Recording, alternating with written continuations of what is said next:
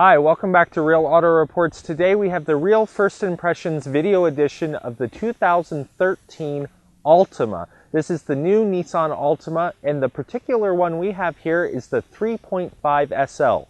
So we're going to give you the first impressions of it, so stick around. From the front, the 2013 Nissan Altima is completely new, and it's seen a real upgrade in the design.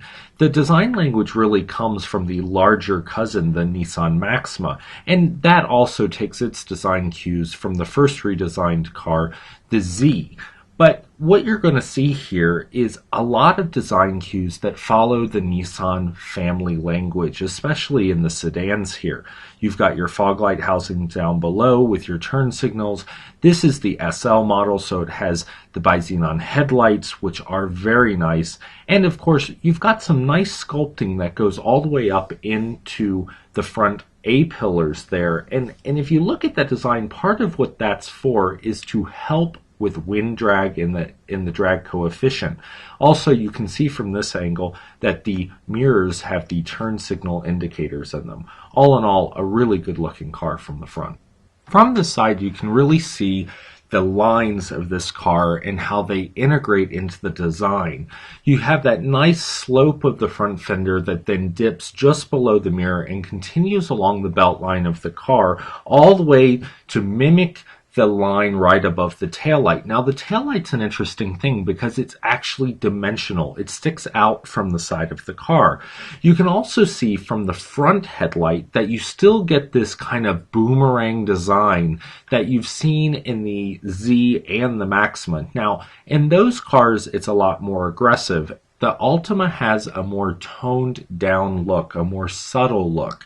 And it's nice, it's well put together, but still looks sporty in my opinion. In fact, I think it looks sportier than the previous generation. Something else to note here is the 18-inch aluminum alloy wheels. Nice touches along with the chrome around the windows and the door handles.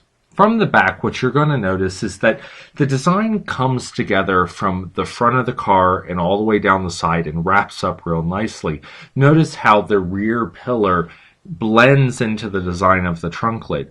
Then you have the taillights that wrap around seamlessly into the design and shape of how the trunk lid comes into the rear bumper. It's all nicely integrated, and it's a lot more solid in the back than I think the previous generation was. You also have standard dual exhaust cutouts now in both the 4-cylinder and the V6 model that we're showing here.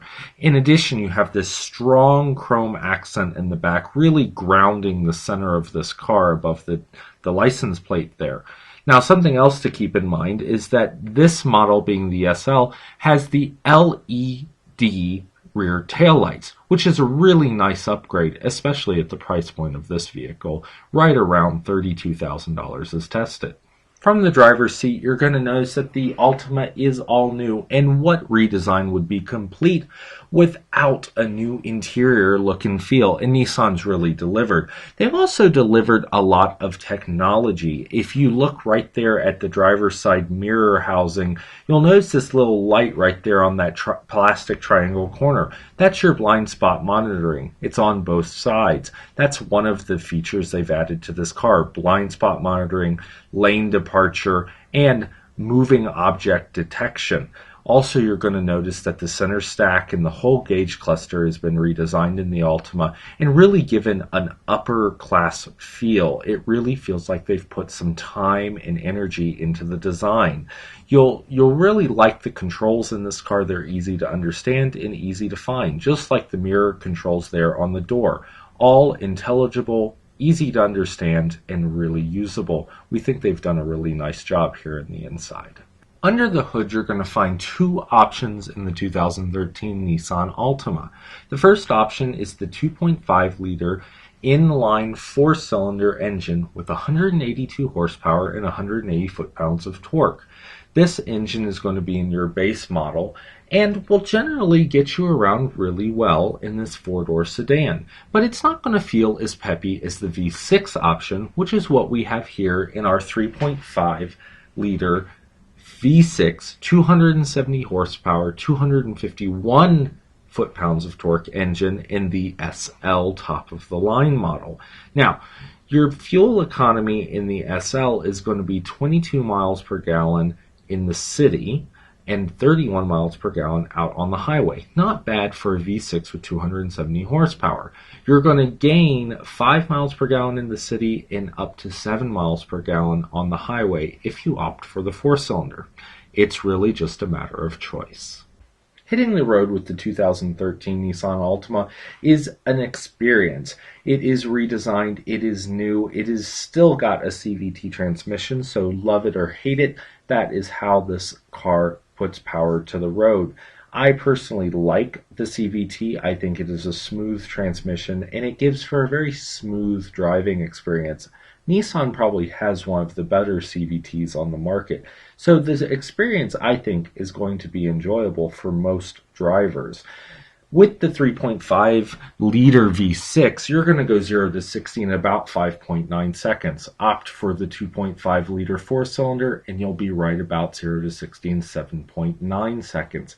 Either way you go, the driving experience is nice. And with the hydraulic power assist or hydraulic electric power assist steering, you've got a good weight, good center feel, and I think it's less twitchy than the Maxima has been criticized for.